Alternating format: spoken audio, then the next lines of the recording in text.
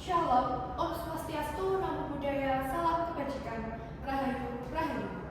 Mosi yang kita bawakan adalah rencana kenaikan tarif PPN menimbulkan kekhawatiran turunnya daya beli. Sementara itu, APBN kita perlu diperkuat dengan sumber pendapatan yang lebih segar, yaitu dari pajak. Kebijakan kenaikan PPN menjadi 12% akan memperlambat pemulihan konsumsi masyarakat. Saya, sebagai pembicara pertama mewakili tim Pro, akan menyampaikan beberapa argumen saya. Yang pertama, kenaikan tarif PPN menjadi 12% merupakan langkah penting dan strategis bagi pemerintah untuk memperkuat keuangan negara, serta memastikan keberlanjutan pembangunan nasional. Melalui peningkatan penerimaan pajak, pemerintah memperoleh dana tambahan yang sangat dibutuhkan untuk membiayai berbagai program prioritas, terutama di sektor infrastruktur dan pelayanan publik. Dana dari PPN dapat digunakan untuk membangun jalan, jembatan, rumah sakit, sekolah, hingga fasilitas umum lainnya yang secara langsung meningkatkan kualitas hidup masyarakat dan mempercepat pemerataan pembangunan antar daerah. Selain itu, pembangunan tersebut juga mampu menciptakan pengaruh dalam perekonomian karena membuka lapangan kerja baru, meningkatkan aktivitas ekonomi daerah, serta memperkuat daya saing nasional. Yang kedua, kebijakan ini juga menjadi langkah penting untuk mengurangi ketergantungan pemerintah pada utang luar negeri. Dengan memperbesar pendapatan dari sektor pajak domestik, kondisi fiskal negara akan menjadi lebih kuat dan stabil untuk jangka panjang. Kemandirian fiskal ini penting agar Indonesia tidak terlalu terpengaruh oleh perubahan ekonomi dunia atau tekanan dari luar negeri.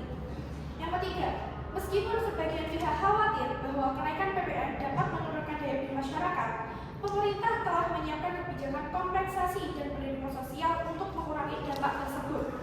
Barang-barang kebutuhan pokok, pendidikan, dan layanan kesehatan tetap dikecualikan dari PPN sehingga bagi masyarakat berpenghasilan rendah tidak akan terlalu berat. Bahkan sebagian dana dari peningkatan PPN dapat dialokasikan kembali dalam bentuk bantuan sosial, subsidi, dan program pemberdayaan ekonomi agar masyarakat tetap mampu memenuhi kebutuhan dasarnya. Kenaikan tarif PPN bukan hanya soal penambahan beban pajak, tetapi merupakan langkah strategis untuk memperkuat fondasi ekonomi nasional. Kebijakan ini membantu menjaga kestabilan APBN, meningkatkan kapasitas pemerintah dalam menangani krisis, serta mendukung pertumbuhan ekonomi yang lebih menyeluruh dan berkelanjutan bagi seluruh lapisan masyarakat. Oleh karena itu, kenaikan tarif PPN ini merupakan kebijakan yang penting dan harus didukung demi masa depan perekonomian Indonesia yang sehat dan berdaya saing tinggi. Terima kasih. Assalamualaikum warahmatullahi wabarakatuh. Shalom, Om Swastiastu, Namo Buddhaya, Salam Kebajikan, Rahayu, Rahayu. Yang saya hormati Tuan dan Puan serta rekan berpikir saya dari tim Pro. Taxation is only just when it doesn't burden those who have the least, by Adam Smith. Saya selaku pembicara pertama tim oposisi dengan tegas menolak statement yang telah disampaikan oleh tim pemerintah yang mengklaim bahwa kebijakan menaikkan tarif PPN menjadi 12% merupakan langkah strategis untuk memperkuat keuangan negara. Dengan ini saya memiliki 3 sanggahan untuk tim pemerintah. Pertama, tim pemerintah mengatakan bahwa kenaikan PPN 12% diperlukan untuk memperkuat keuangan negara. Akan tetapi mereka lupa bahwa sumber penerimaan negara tidak hanya berasal dari pajak konsumsi masyarakat, melainkan juga berasal dari pajak penghasilan orang kaya, pajak dari korporasi badan, pajak sektor digital, dan lain sebagainya. Tuan dan Puan yang saya hormati, dapat dilihat dalam hal ini pemerintah masih belum bisa memaksimalkan pajak lainnya dan malah berniat untuk menaikkan pajak konsumsi masyarakat yang mana masyarakat menengah ke bawah sangat beresiko terkena dampaknya. Jadi menganggap kenaikan PPN sebagai satu-satunya solusi adalah argumentasi yang tidak lengkap dan mengabaikan opsi kebijakan lain yang lebih efisien. Kedua, benar bahwa dana negara kembali ke rakyat dalam bentuk pelayanan publik. Akan tetapi distribusi manfaat APBN tidak terjadi secara langsung dan merata. Sementara itu, dampak dari kenaikan PPN akan terasa sangat langsung, regresif, dan memukul kelompok berpendapatan rendah seperti UMKM. Sehingga efektivitas kebijakan ini jika dilihat dari sisi fiskal justru bisa lebih rendah dari yang diasumsikan. Ketiga, meskipun kenaikan dari 11% ke 12% terlihat kecil, namun pada skala mikro hal ini memiliki dampak yang signifikan bagi masyarakat yang masih dalam masa pemulihan ekonomi. Dalam konteks pemulihan pasca pandemi, kebijakan yang menekan konsumsi dapat memperlambat pemulihan ekonomi nasional, terutama sektor UMKM yang menjadi mayoritas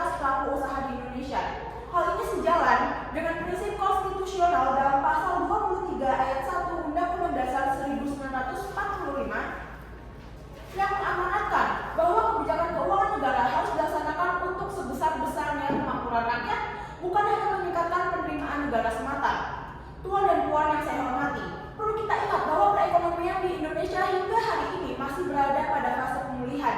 Daya beli masyarakat belum pulih kembali akibat tekanan inflasi pangan, kenaikan biaya hidup, dan lambatnya konsumsi rumah tangga. Padahal, konsumsi rumah tangga merupakan penyumbang terbesar PDB di Indonesia, yaitu lebih dari sebagiannya. Dalam situasi ini, wajar bagi kita untuk berpikir apakah menaikkan PPN menjadi 12% merupakan langkah yang tepat? Tentu saja tidak. Justru kebijakan ini berpotensi kontraproduktif terhadap upaya pemulihan ekonomi nasional.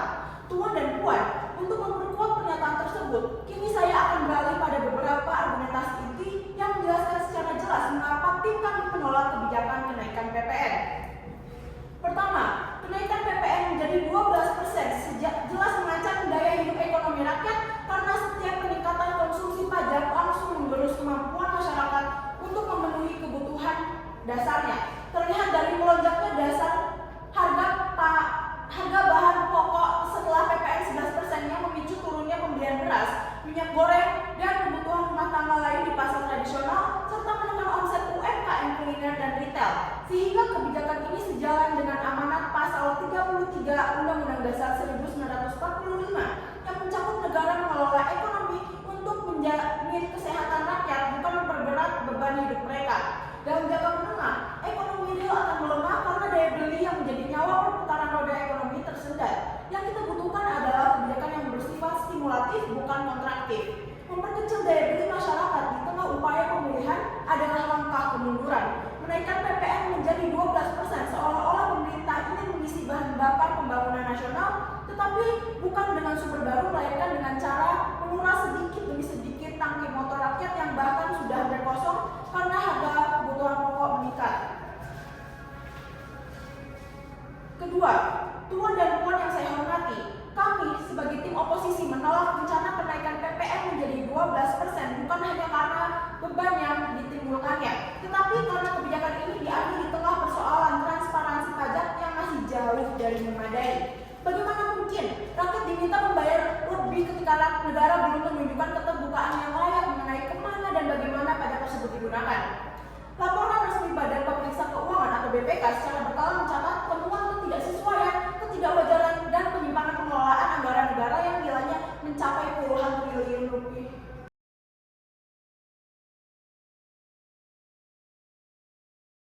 Saya selaku pembicara kedua dari tim Pro ingin menanggapi sanggahan dari tim oposisi dan memperkuat alasan kenapa kenaikan PPN 12% ini tetap penting. Tim oposisi mengatakan bahwa kenaikan PPN akan membebani masyarakat, padahal pemerintah sudah menetapkan bahwa sembako, pendidikan, dan kesehatan tidak dikenai PPN. Jadi kebutuhan dasar rakyat kecil seperti kebutuhan pokok membeli makanan, sayuran, dan lain-lain tetap aman. Tim oposisi juga mengatakan bahwa pemerintah belum memaksimalkan pajak dari orang kaya dan perusahaan besar. Tetapi pajak jenis itu naik turunnya sangat bergantung pada pendapatan masyarakat tersebut. Jika pendapatan masyarakatnya tinggi, pasti pajaknya juga ikut tinggi. Jika pendapatan masyarakat itu rendah, pasti pajaknya juga akan rendah, bahkan tidak dikenakan pajak. Oleh karena itu, PPN diperlukan sebagai sumber pendapatan yang paling stabil agar keuangan negara tetap kuat. Selain itu, kondisi ekonomi kita sekarang sudah jauh lebih baik. Konsumsi masyarakat naik dan inflasi terkendali, sehingga kenaikan 1% ini tidak akan menurunkan daya beli secara besar seperti yang dikhawatirkan. Justru dengan adanya tambahan penerimaan dari PPN, pemerintah bisa terus membangun fasilitas umum seperti jalan, sekolah, dan rumah sakit, serta memberikan lebih banyak bantuan untuk UMKM dan masyarakat yang membutuhkan. Jadi kebijakan kenaikan PPN bukan untuk memberatkan rakyat, tetapi strategi agar negara memiliki dana yang cukup untuk membiayai pembangunan dan menjaga perekonomian tetap stabil dalam jangka panjang. Negara yang keuangannya kuat akan mampu menghadapi krisis, menurunkan ketergantungan pada utang luar negeri, dan memastikan bahwa manfaat pembangunan dapat dirasakan secara merata di seluruh wilayah Indonesia. Karena itulah, kenaikan PPN 12% ini adalah kebijakan yang logis, terukur, dan sangat penting bagi masa depan ekonomi Indonesia. Terima kasih. Baik, terima kasih untuk pembicara kedua tim Pro yang masih berusaha memberikan sanggahan meskipun isi sanggahan bersifat repetitif dan berbelit-belit. Mengapa saya mengatakan demikian? Saya sebagai pembicara kedua tim kontra dengan tegas akan memberikan sanggahan untuk tim Pro. Pertama, mereka mengatakan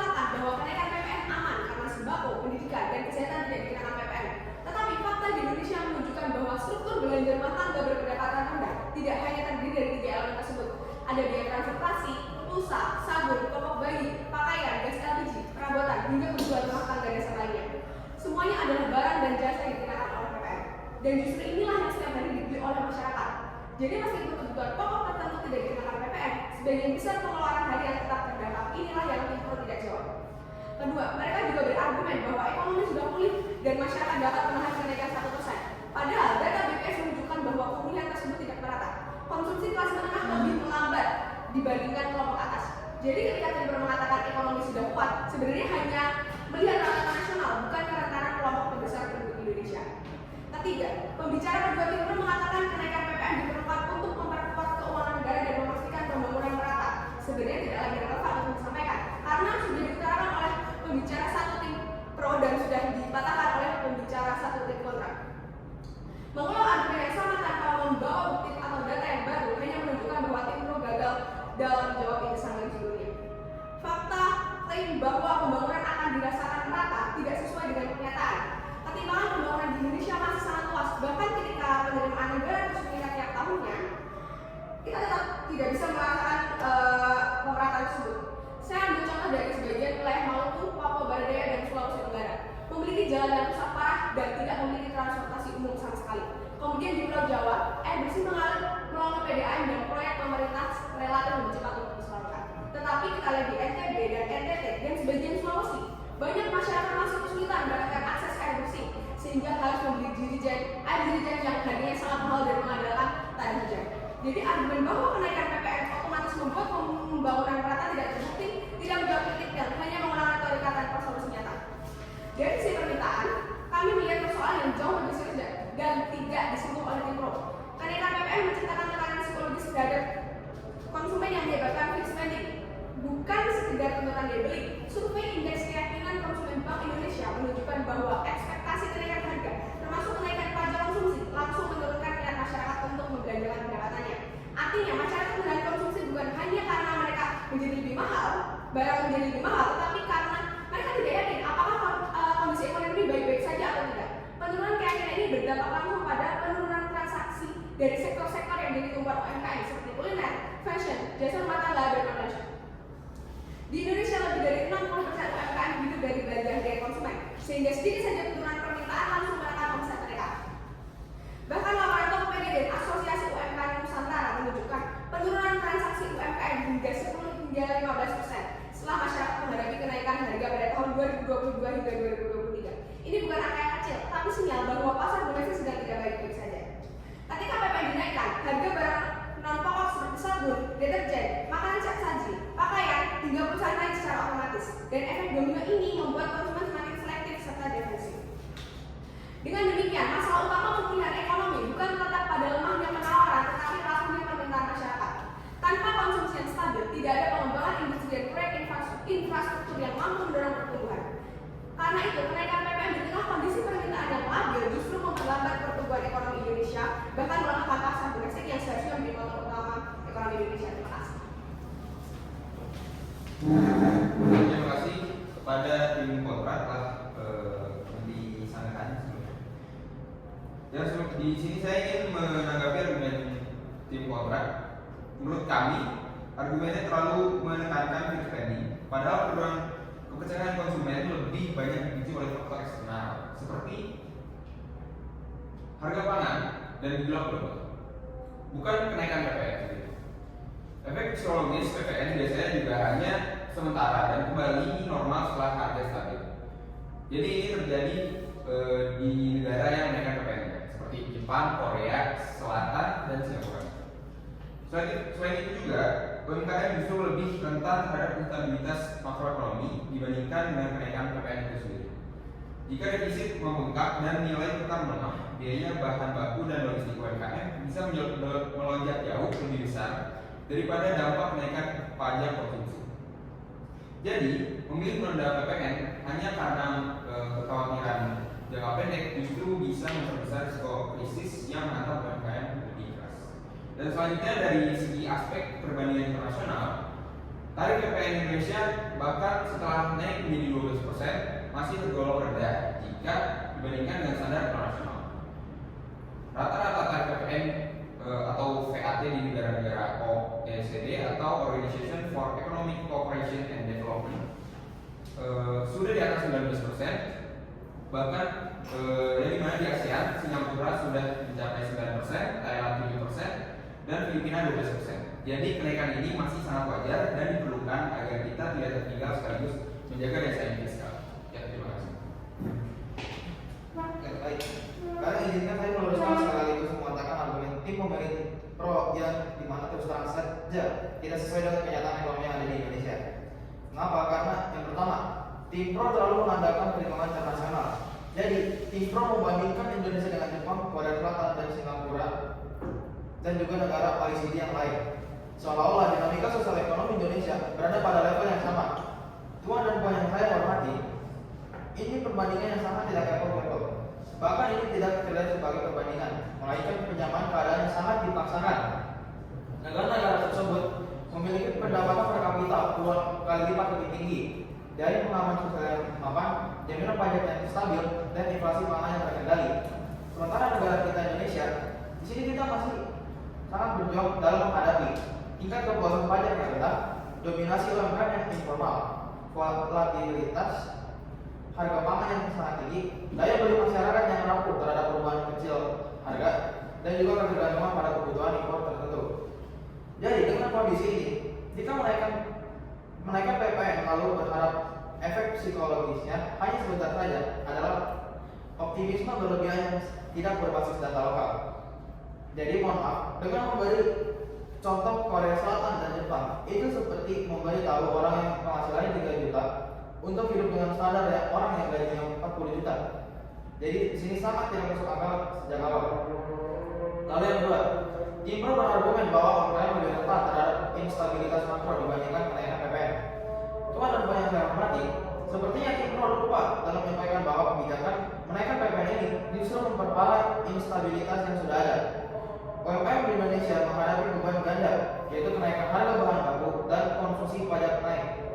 Itu bukan lagi tantangan, melainkan bencana yang bertingkat. Negara-negara yang mereka jadikan contoh punya subsidi besar untuk UMKM, sedangkan di negara kita Indonesia, UMKM tidak memiliki bantalan yang cukup untuk menyerap kenaikan ongkos bahan baku konsumsi pajak secara bersamaan. Lalu yang ketiga, soal tarif PPN yang masih moderat. Lagi-lagi, ini generalisasi tanpa mempertimbangkan fakta bahwa pendapatan masyarakat stagnan, sementara masih tarif pajak malah naik, sehingga bebannya jadi tidak proporsional. Negara OECD bisa menetapkan PPN hingga 19% karena upah minimum mereka setara dengan puluhan juta rupiah, dan fasilitas publik mereka berkali-kali lipat lebih baik. Sedangkan negara kita Indonesia, infrastruktur kita memang berkembang, namun akses terhadap layanan publik dan bantuan sosial masih belum merata. Jadi di sini membandingkan tarif tanpa membandingkan kualitas layanan publik itu sama saja seperti membandingkan harga tiket pesawat bisnis dengan ekonomi tanpa menyebut fasilitasnya. Sekian dari saya, terima kasih. Baik Pro atas argumen yang sudah diberikan. Sebelum saya memasuki ke argumen ini, saya menyambut beberapa argumen yang sudah disampaikan oleh kontra. Faktanya bahwa PPN tidak memberikan dampak pada UMKM, tetapi kenyataannya dengan PPN 12% ini merupakan konsultasi fiskal yang sehat dan menyelamatkan ekonomi Indonesia di krisis global saat ini. Yang pertama, kenaikan PPN akan menguntungkan daya beli masyarakat secara keseluruhan, tetapi kita perlu ketahui bahwa fakta bahwa barang pokok jasa tertentu tetap dibebaskan oleh PPN 12% ini. Pernyataan yang memotong yang kedua, pernyataan yang PPN memotong bahan bakar daya beli masyarakat, tetapi dengan PPN ini mengisi tangki bahan bakar untuk pendapatan negara yang lebih besar, sehingga pembangunan infrastruktur yang untuk jalan-jalan yang besar sehingga dapat diperbaiki, sehingga distribusi barang para pokok dapat lancar dan mengendalikan perekonomian di daerah-daerah terpelosok. Masuk ke argumen inti saya. Perlu diketahui, kenaikan PPN hanya terjadi pada barang yang dikategorikan oleh barang mewah dan premium. Pemerintah terus memberikan perlindungan kepada masyarakat rentan atau menengah ke bawah dengan berbagai bantuan seperti bantuan pangan, diskon listrik sebesar 50%, dan perlu diketahui bahwa kebutuhan pokok dan jasa-jasa untuk transportasi, pendidikan, dan kesehatan tidak dikenakan PPN 12% dan akan dibebaskan oleh PPN. Dan beberapa barang ini yang seharusnya dikenakan 12% seperti tepung terigu, gula, industri, dan minyak goreng yang beban PPN yang sebesar 100% akan dibayarkan dan ditanggung oleh pemerintah. Sehingga dengan kenaikan PPN ini diharapkan orang mampu membeli barang mewah akan menambah pendapatan negara, sehingga bantuan yang disediakan oleh pemerintah dapat dilakukan dengan lancar. Dengan pajak yang bertambah, sehingga pendapatan yang sebelumnya mengalami pengurangan krisis pandemi dapat pulih kembali dan diharapkan menjalankan program pemerintah dan mencakup program keluarga harapan, bantuan pangan non tunai dan bansos lainnya kunci dari penganan pangan ini. Kebijakan ini bukanlah sebuah tambahan usulan, melainkan sebuah strategi pendistribusian ulang pendapatan yang sistematis dan multilayer. Bansos bukanlah pester, melainkan jaringan pengawalan yang diperkuat dan diperluas. Pemerintah untuk memperkuat program keluarga harapan dan bantuan pangan non tunai bukanlah segera wacana dan merupakan adalah bukti nyata upaya pemerintah meningkatkan produksi sasaran dengan data yang telah disempurnakan, sehingga bantuan diharapkan lebih tepat sasaran dan tepat waktu. Kenaikan PPN 12% tanpa pula sistematis dan multidimensi secara mutlak, tetapi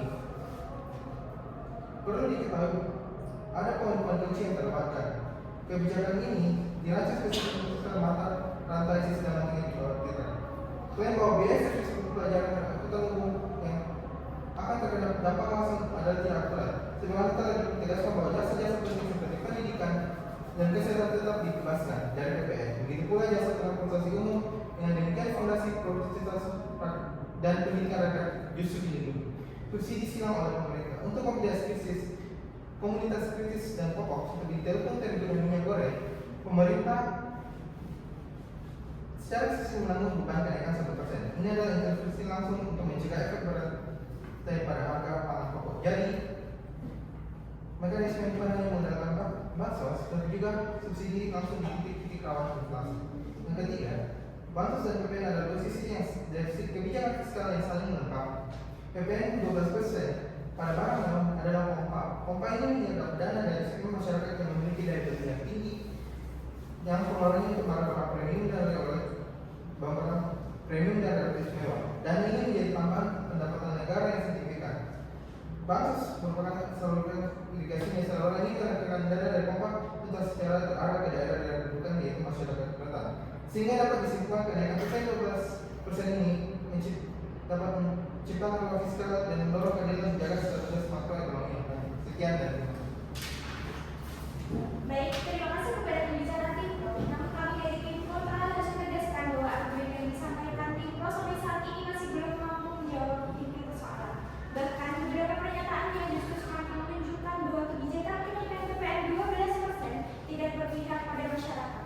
Karena itu, izinkan saya berbicara 4 menegaskan kembali sambilan kami secara lebih jelas.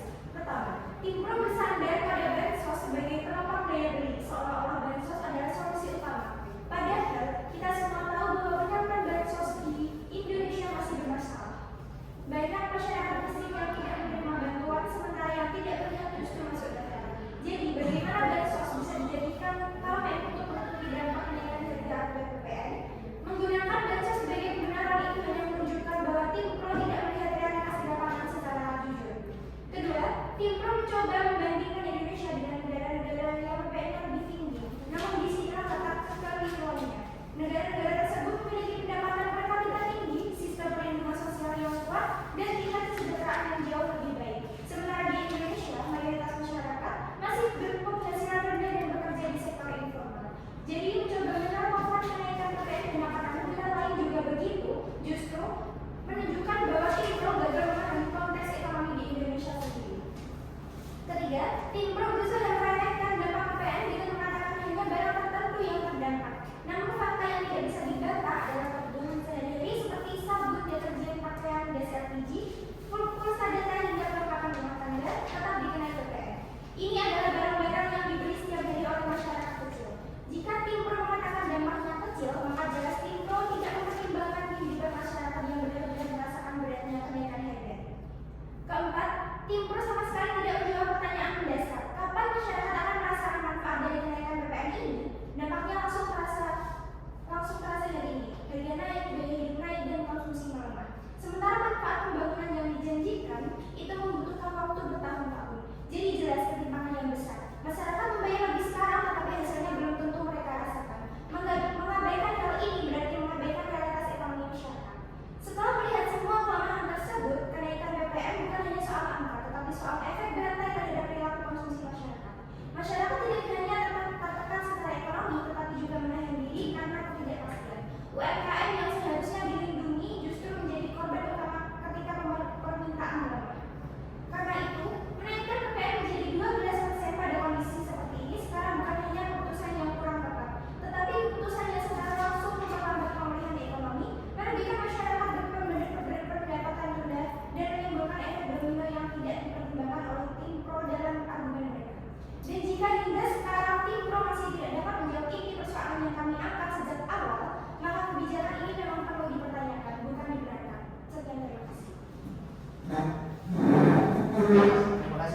wakilnya atas argumennya. Menurut kami, kenaikan PPN adalah sinyal yang kuat dan positif kepada investor global dan serta lembaga pemerintahan dan memberikan bahwa Indonesia serius dan disiplin dalam mengelola APBN. Tindakan ini menunjukkan komitmen untuk menjaga defisit anggaran pada batas yang aman, yang pada gilirannya akan memperkuat kepercayaan terhadap stabilitas rupiah dan mengurangi risiko negara. Kepercayaan ini adalah mata uang internasional yang sangat berharga. Pertama, investor tidak sekedar mengejar pasar besar, tetapi pasar yang stabil dan diprediksi. Tanpa disiplin fiskal, risiko defisit tinggi, inflasi, dan pelemahan nilai tukar meningkat, yang semuanya jauh lebih membuat investor enggan masuk. Jadi mengatakan bahwa disiplin fiskal membuat investor menahan diri adalah kesimpulan yang tidak tepat. Kedua, kebijakan fiskal yang hati-hati tidak otomatis meredam konsumsi domestik. Konsumsi rumah tangga yang dipengaruhi oleh faktor yang lebih luas, inflasi rendah, stabilitas harga, lapangan kerja, dan kepercayaan konsumen. Justru kebijakan fiskal yang sembrono dapat memicu inflasi yang merusak daya beli sehingga konsumsi melemah lebih parah. Ketiga, investor melihat prospek pertumbuhan jangka panjang, bukan hanya konsumsi jangka pendek. Dengan fiskal sehat, pemerintah dapat mengalokasikan belanja untuk sektor produktif seperti infrastruktur, pendidikan, dan industri yang berdampak langsung pada peningkatan produktivitas dan daya saing. Ini menciptakan ekosistem investasi yang jauh lebih menarik. Keempat, asumsi bahwa pasar domestik akan terlihat lesu jika fiskal diperketat terlalu menyederhanakan dinamika ekonomi. Pasar domestik dinilai dari stabilitas, efisiensi logistik, produktivitas tenaga kerja, dan iklim regulasi, bukan dari besarnya stimulus fiskal. Banyak negara dengan disiplin fiskal kuat justru menjadi pusat investasi karena memiliki kuasa ekonomi. Kelima, investasi tidak hanya bertumpu pada konsumsi dalam negeri, tetapi juga pada efisiensi biaya, peluang ekspor, kualitas infrastruktur, serta kepastian kebijakan. Disiplin fiskal menjadi elemen kunci untuk mendukung semua aspek tersebut. Maka penyimpulan bahwa disiplin fiskal menjalankan peluang investasi adalah argumen di sini. Terima kasih. Izinkan saya menegaskan kembali semangat dari kami. Pertama, benar bahwa disiplin fiskal penting, namun cara penyampaian disiplin fiskal menentukan apakah ekonominya sehat atau justru tersendat. Jika disiplin fiskal diterjemahkan sebagai menaikkan PPN saat daya beli sedang rapuh, memotong belanja produktif atau menarik uang dari konsumsi rakyat, maka itu bukan disiplin, melainkan pendekatan yang tidak tepat sasaran. Disiplin fiskal tetap bisa dicapai dengan meningkatkan kepatuhan pajak kelompok atas, reformasi administrasi pajak, pengendalian belanja tidak produktif. Jadi argumen pro salah ketika menyatakan bahwa kenaikan PPN sama dengan menolak disiplin fiskal. Kedua, pro mengabaikan fakta bahwa investor tidak hanya mencari stabilitas, tapi juga prospek permintaan. Benar bahwa investor butuh stabilitas, tapi stabilitas tanpa permintaan tidak menarik apa-apa. Investor datang karena ada konsumsi yang kuat, kelas menengah yang tumbuh, dan juga pasar yang tumbuh. Kenaikan PPN menekan konsumsi langsung, terutama di segmen menengah bawah yang menjadi motor PDB di Indonesia. Jadi stabilitas fiskal memang penting, tetapi stabilitas tanpa orientasi tidak ada pasar. Ketiga, pro mengasumsikan disiplin fiskal otomatis memperkuat belanja produktif. Padahal justru sebaliknya, Indonesia memiliki belanja infrastruktur yang kurang efisien, pemborosan administrasi, kebocoran, dan korupsi. Intensi pajak korporasi yang tidak tepat sasaran, menambah penerimaan lewat PPN tidak otomatis belanja lebih produktif. Tanpa reformasi struktural, tambahan pendapatan hanya menutup lubang tanpa memperbaiki pipa yang bocor. Keempat, pro tanpa mengabaikan fakta bahwa dalam konteks Indonesia penguatan fiskal yang terlalu cepat justru berdampak langsung pada pelemahan permintaan domestik yang merupakan motor utama perekonomian. Memang benar, pasar domestik dipengaruhi banyak faktor seperti logistik,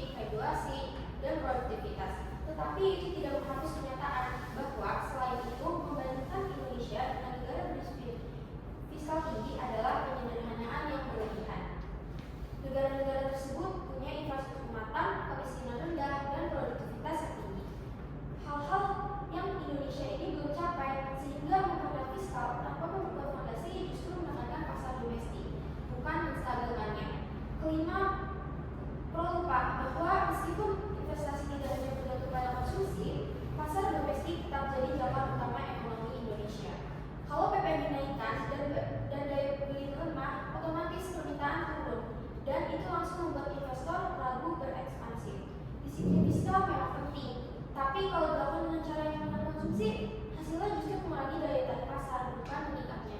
Sekian, terima kasih.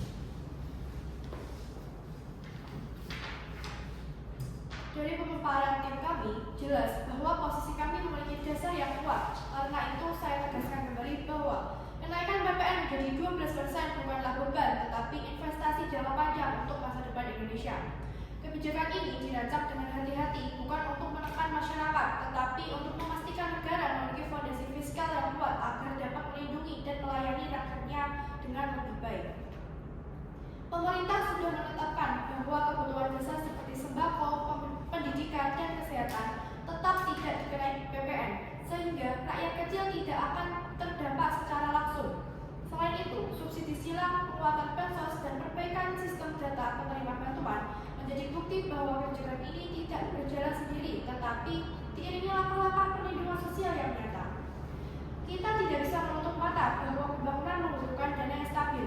PPN adalah sumber pendapatan paling konsisten yang memungkinkan pemerintah terus membangun jalan, sekolah, rumah sakit, memperluas akses air bersih, serta memperkuat UMKM dan perekonomian daerah. Dengan penerimaan negara yang sehat, Indonesia dapat mengurangi ketergantungan pada utang luar negeri dan memiliki kemampuan lebih besar menghadapi krisis global di masa mendatang. Memang benar bahwa setiap kebijakan memiliki konsekuensi. Namun, daripada melihat kenaikan BPN sebagai tambahan beban, kita harus melihatnya sebagai strategi untuk menjaga stabilitas ekonomi, memperkuat pelayanan publik, serta menciptakan pertumbuhan yang inklusif dan berkelanjutan. Negara yang kuat secara fiskal adalah negara yang mampu melindungi rakyatnya dan memastikan pembangunan dirasakan hingga ke daerah paling terpencil. Oleh karena itu, kami dari tim Pro dengan tegas menyatakan bahwa kenaikan PPN 12% adalah kebijakan yang tepat, logis, dan penting untuk mewujudkan Indonesia yang tangguh, mandiri, dan sejahtera. Ini bukan sekedar keputusan ekonomi, tetapi langkah strategis untuk masa depan bangsa. Sekian, terima kasih. Baik Tuan dan Puan yang terhormat, dari seluruh rangkaian debat ini terdapat satu hal yang menjadi sangat jelas, yaitu kenaikan PPN 12% bukanlah kebijakan yang berpihak pada rakyat, bukan kebijakan yang memperkuat ekonomi, dan bukan pula kebijakan yang mencerminkan mandat konstitusi untuk menyejahterakan bangsa. Kami telah menunjukkan bagaimana kebijakan ini menekan daya beli, menggerus permintaan, melemahkan UMKM, serta memperbesar resiko ketimpangan di saat rakyat masih berjuang memulihkan kehidupan ekonominya, dan juga memperbesar kemungkinan kasus korupsi di lingkungan Direktorat Jenderal Pajak. Pemerintah masih banyak memiliki instrumen fiskal lain yang lebih adil, lebih efisien, dan lebih manusiawi daripada memungut pajak dari konsumsi masyarakat. Oleh karena itu, dengan mempertimbangkan data, logika ekonomi, serta amanat konstitusi, kami menegaskan kembali penolakan kami terhadap kenaikan tarif PPN menjadi 12%. Menolak kebijakan ini bukan berarti menolak pembangunan, tetapi justru memastikan bahwa pembangunan dilakukan dengan cara yang melindungi rakyat, bukan membebani mereka. Sekian dari saya, terima kasih.